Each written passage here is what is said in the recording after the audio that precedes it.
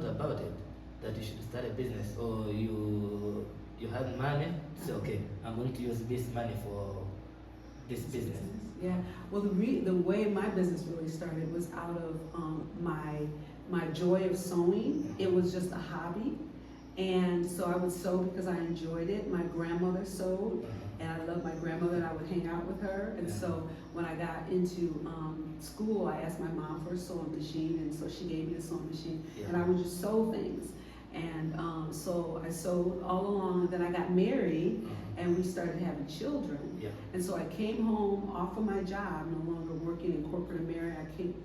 And I came home and started raising the children, and I began to sew more. I had a little bit more, kind of whatever, if you say so. But I began to sew more for my children, for my husband, and for myself. And people would say, "Oh my goodness, where did you get that?" I said, "Oh, I made it." And they'd go, "Well, will you make me something?" So it just very organically turned into a business. It wasn't anything I really planned. And so because it is a hobby, a joy, a passion for me, that's why I think I really struggle with it being a really vibrant business, because I do it because I enjoy it. But it does make money for me. I can make some money with it.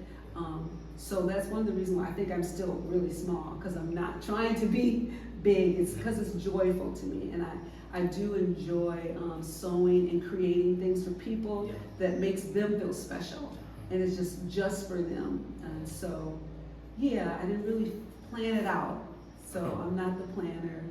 My husband helps me with the planning, but I just did it. It became, like I said, something that came out of my pleasure and my joy, and it produced a business. Okay, so how can you help me to do your business? The same business? I want to do the same business. Okay. So how can I do it? I think what I could do for you is I could I will let you shadow me and see how I do what I do, because there's a lot of elements that come into creating a garment. There's lots of things you have to consider. So shadowing someone like me, just watching them on their day-to-day operation, I think you would really grow tremendously. So I would definitely highly recommend something like an internship or apprenticeship, where you're following somebody that does what you want to do or what I do. Another thing, I would be able to help you understand some of the materials, like understand fabrics, because fabrics, all of them are not the same. And if you're trying to create certain looks, you need to have a knowledge base of what fabrics are, how they're made up, and how they'll respond differently, you know. So that would be two of the things I can think off the top. I could also would encourage you to hone in on fundamental sewing skills. Because if you can do the fundamentals, it's so much easier to be able to layer on more difficult things. But the fundamentals, you'll always use them. And the better you get at it, the better the quality of your garment will turn out. So fundamentals in sewing is very important. All right, thank you. Okay, so according to this business, right? So what if, how can I attract people? How can I make many people to come to me so that I should do what they want? Two things I would say: quality of your work, and then you have to get yourself out there. Because I really feel like the quality that you produce, so spend time honing in on your craft and producing a good quality. And one of the things I like to do with quality, I'm my hardest critic. I have to be pleased with it. And I don't just do anything. So most of my clients they're way less fussy than I am. But I think it's very important to produce something of high quality. And then secondly, you gotta get out there, like I was saying about letting people know who you are, you know, and just use who you are, you know, wear your things, or find you a model that represents what your looks are like, you know, and just get it out there, just pound it all the time, letting people see what you do, try to get involved with fashion shows and fashion presentations or different opportunities. Maybe it would even be on something that's not necessarily a fashion show, but say someone's doing another event, a play or some other event, and then they let you have a segment where they, you know, introduce you, and you can kind of introduce what you do or stuff like that. But getting out there, first of all, producing a quality garment, a quality product, Yes. and then getting yourself, recognized, getting out there. Yes. Okay, so so the business you are doing is a small business, right? Mm-hmm. And Yes. you are almost actually doing whatever you do. So what if somebody or even a friend of yours comes and says, okay, Sheila, I'm going to give you this little money, right? Mhm. So somebody has come, your friend has just given you a little money. What can you use? Will you invest it into your business? Maybe you buy, okay, like for example, maybe Google has given you some money. Mhm. Will you buy another machine and have another shop, or what will you use to do that? How much money are we talking? All right. Okay, I'm gonna say it's $2,500. Yeah. Okay, in American money. Yeah. Which I don't know what it is in your money, but $2,500. First of all, being honest with you, I would give the first 10% away. I would give it away, and I would look for somebody to be a blessing to. Okay. Yeah, and then I would buy that new machine Okay. that I want. I would buy the new machine that I think will help me produce even a better quality. Yes. But I would spend some time trying to invest in someone else. Mm-hmm. Just that's because that's just who I am. Yeah. And like I said, I really don't do business to make a lot of money. I like to use my life to make impact in other people's lives. Yes. So that I'm depositing in something that's far more meaningful than just this tangible world, if that makes sense to you. Yes. Yeah. Okay. Yeah. I think you have answered correctly, just as what I wanted. Oh, okay. Yeah. So, okay. For example, maybe one of your children, right?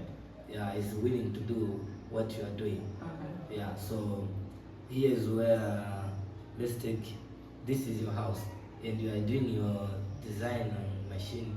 You are working here. Okay. Right? Yeah. Would you like to have another place that you can have other machines, so that somebody should be there while you are here? Okay. One thing I would love to do is I'd have a space, I'd call it a create space. Yeah. And not just people that sew, but people that have other creative talents, like they may be a painter, they may be, I don't know, a singer, any kind of creative talent. I would love to have a space that had your ability to have sewing machines and other machines to do different things, Yes. but also an area where you could do like do little shows as well. So showcase some of the items, invite people out and have coffee or tea or whatever, and showcase each of the artists. But also that they could come there and collaborate with each other. Yes. Yeah, I would call it like create space. Yes. And just invite other creatives. So I would love to have a space like that, and it would have sewing machines and other machines. So and I would love for, I couldn't do it all. Oh. So I would love to collaborate with a bunch of different artists, Yes. and we could all just come together and even share the time where we have to be at the spot or whatever, but we can all bring different things together. Yeah, I would love that. Okay. So, what skills are needed? Maybe, okay, I'll give an example. Okay, I'm a fashion designer, right? Yeah, I have my own shop Okay. where I'm doing business. So, am I supposed to be honest with the people? Should I respect my customers? Or what am I supposed to do? I think it's definitely very important to be honest. One of my main rules or standards of life that my father taught me is to do unto others as you would have them do unto you. Yes. So treat every customer the way you want to be treated. Yeah. Not the way they're treating you, Yes. but the way you want them to treat Yes. you. You understand? So if you do business like that, it might seem like it hurts you sometimes, but it'll always pay off in the long run. Yeah. All right. That's correct. Okay. So the other thing is, okay, maybe as I'm doing my business as a fashion designer, so maybe I have many customers, right? Yeah, so maybe there's a trusted customer who always comes onto you, and then on that day he or she comes and say, Sheila, I have this, but I don't have the money. So if you can do it for me, and then I'll pay you later. Will you do will you do what she has said, or maybe you say no, you go back with it, you bring the money with it? Yeah. So me personally, I would want to sew that for them, Okay. but because my husband would tell me no way, Yeah. he is my manager. Yeah. Though And he's so- the manager, but okay, I am the best customer. You're the best customer. Yeah, of yours. Yes. So every day I bring pens, you sew them for me, and then I pay. Yeah. So by then I will come say, no, my trousers is so big. So may you please make Fix it, them for you, fix it for me.